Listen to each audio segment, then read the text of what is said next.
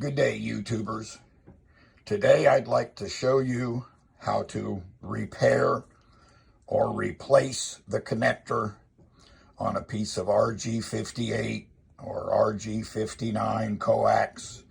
This coax is used for cable TV and satellite TV.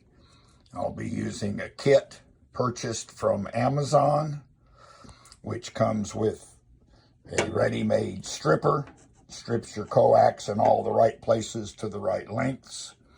The crimper tool designed for these connectors, and it comes with a bag of connectors that work with this crimp tool. If you have cut a connector off using a set of diagonal cutters, you will find that it crushes the coax a little bit. So you can take a large pair of pliers and work your way around and make sure that the coax is actually round. This stripper is designed with two cutting blades. It's designed to cut the protector for the center conductor and the outer insulation to the right lengths to match with this connector. So you take your stripper, place it onto the coax, and line your coax up with the end of this V-block. Then just put your finger in the hole. It says 1 to 4. I just go several times, and I go both directions just to make sure it's cut. Then you can grab a hold of the stripper and the coax and just pull it off. Every once in a while, this particular insulation does not come off. I have been known to use my box cutter to kind of finish the cut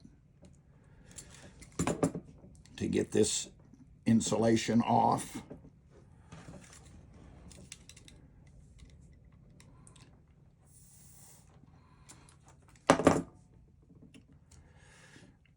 So now I have center conductor, I have shield, and then insulation. You then take the tool or the connector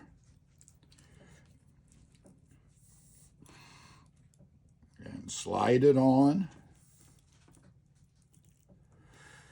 And you want to make sure that you seat this connector all the way on until you can see this particular white piece touching inside the connector. Once that's like that, then you take your crimping tool. The center conductor goes inside this hole.